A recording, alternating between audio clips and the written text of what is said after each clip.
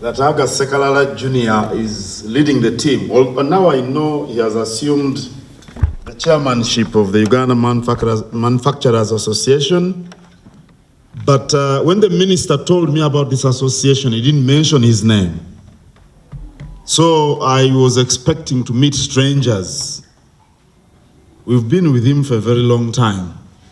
So it is nice. You see, when you're going to meet visitors and you find people you know, the circumstances change immediately. So I'm very, very happy, and because of him, I'm very, very happy to see all of you. And of course, Yugachik, like the minister said, has been here for a long, long time. And indeed, people think that every packed chicken is Yugachik. Like they refer to every petrol station as Shell. They say it in Luganda, Kusero. Luganda wali Kusero, even if it is Total. So I think they've done a very good job at marketing, and they've branded their products very well. My colleagues and I regularly meet people doing different things. People engaged in different economic activities. Because in developing communities, the biggest challenge is the income of the ordinary person. Every country that is not making sufficient progress is experiencing situations where the purchasing power of the majority of the people is low. And that depends on the kind of economic activities that people can be engaged in. I meet politicians many times, and they are wont to talk about industrialization. Then I always tell them, start with the economic activities that the ordinary person can engage in so that they get purchasing power. How will people buy clothes if you set up a textile industry? Where will they get the money? How will people pay for electricity? These days they encourage us to cook using electric cookers. How are they going to pay the bills? How are they going to buy the gas? The most practical way to tackle poverty is to ensure that the population engages in activities where there is a comparative advantage. You heard the minister talk about growing coffee. We thought it was relatively easy to popularize the growing of coffee because everyone knows how it is done. Now, agriculture, poultry, like he has said, and I'm sure as all of you know, go hand in hand. And it's fairly easy. We looked after chicken. Every household had chicken. Our kind of chicken. Not the kind of chicken what do you call it? You breed, because these are improved breeds. So when you talk about chicken, it doesn't sound strange. When coffee was introduced as a cash crop at the commencement of colonialism, it wasn't strange because we had coffee, for example, in Buganda, but it grew in the bushes. And, you know, we used to eat coffee berries. You welcome the guest with coffee berries and water. It was a long, long, long tradition. People never knew that coffee can earn them money. So when the colonizers, you know, urged us to grow coffee as a cash crop, it was easy because it wasn't strange. Poultry is the same because we always had chicken. In any case, for those who don't know, in Buganda, you give out your sister and they give you a cock. It's just symbolic to show that you've appreciated the daughter. So meeting you is in line with our kind of work. We meet the farmers, we go to the villages, we talk to them. You see me with the artists here, the singers, all these are productively engaged. If people are not productively engaged, we can't fight poverty. So I'm very pleased to meet the gurus in the poultry industry this afternoon. And like you have said, and everyone, if you want to fight poverty, well, people rear chicken, they eat it, they eat it. Government gets taxes, I'm sure you pay billions in taxes.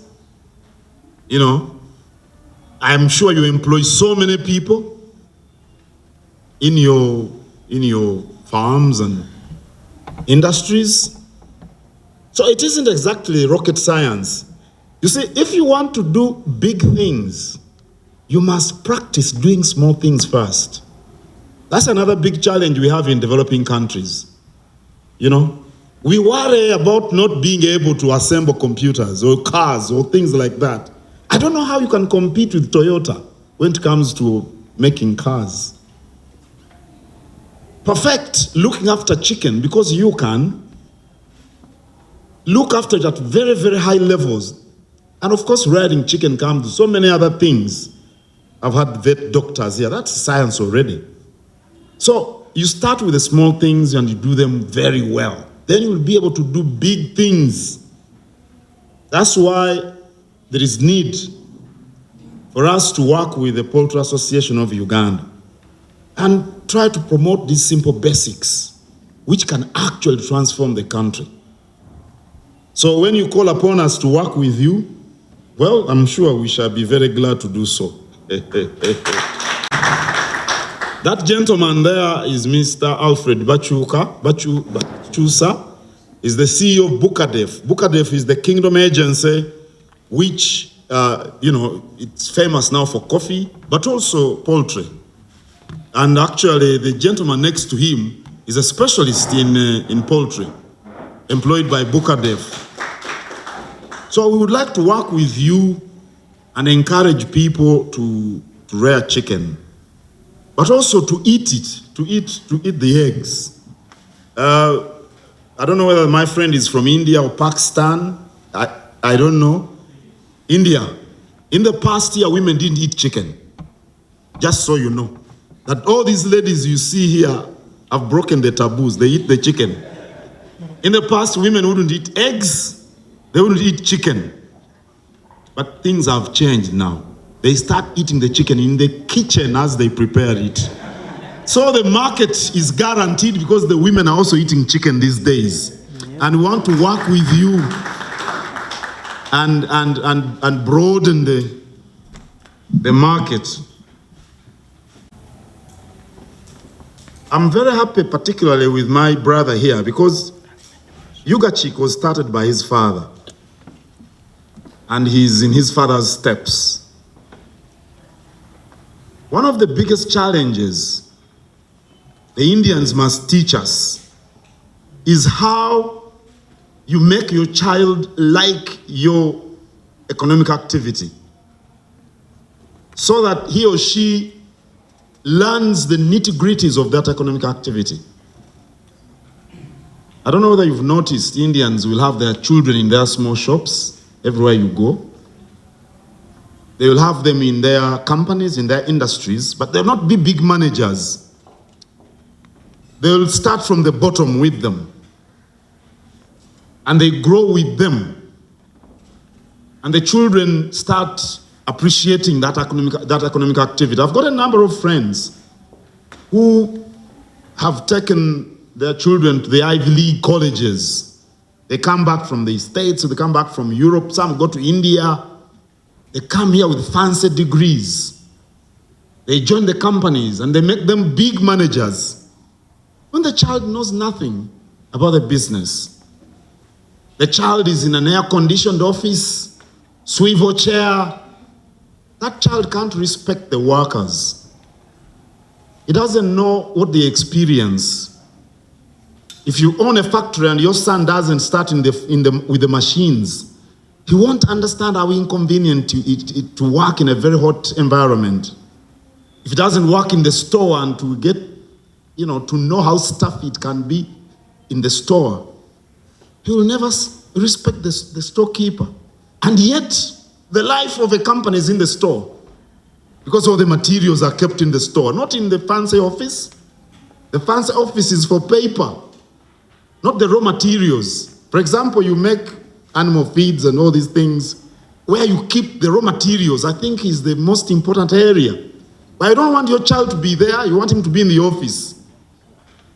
Now, for the Poultry Association of Uganda to progress, to ensure that future generations reap from your efforts, it's important that you are keen on succession planning. It's very important. We've had a few people who have been engaged in poultry in Uganda, but the establishments collapse as soon as those people die. You know them. You know them. And that is the danger, because those who are experienced pass away and the children just want to drive big cars and the undertakings collapse. The minister says you're a big percentage of the industry in this country. So I think this is the right message for you. You know, succession planning. Make the children like the business. Use technologies that exist today. I've visited a few poultry farms, and what I see is amazing. The way the chicken are fed, the way they are given water, everything's automated. I've seen it. All that is IT. Are we going to embrace these technologies? Is the association going to encourage the adoption of these technologies? Or are we going to use the old-fashioned methods, which I also witness? Are we knowledgeable? Do we know what is happening around the world in this industry? Do we have enough information about this industry? Because you never maximize profits unless you understand the industry thoroughly. Are we doing that? I think it should be the work of the association to ensure that there is thorough knowledge for those participating in the industry. You know, inadequate knowledge is always very dangerous. We don't want people involved in poultry to blame the death of their chicken to witchcraft. We must discard that old-fashioned way of looking at things. Witchcraft, bad luck, or things, or a curse of some old woman in your village who doesn't like you. Animal husbandry, poultry is a science. And we must look at these things from a scientific standpoint. I think it's very important. When we go out to encourage farmers to grow coffee, we give the same message. We give the same message. You cannot maximize from your farm of, your acre of coffee if you are using old methods. We went to a place and it was a dry season and people had organized prayers for rain to come. That's fine. But what does God do? God helps only those who help themselves. So we're asking these people, why don't you irrigate your coffee as you pray for the rains? In Uganda, there is water everywhere. So these are the kind of things, kind of tits and bits we need to share with people in the various economic activities. If we are going to have a real transformation, because if you want to work the way our grandfathers worked, you'll get the kind of money that our grandfathers got. But I'm very pleased to see you. I'm sure many of you here are adept at these things. I could be preaching to the converted.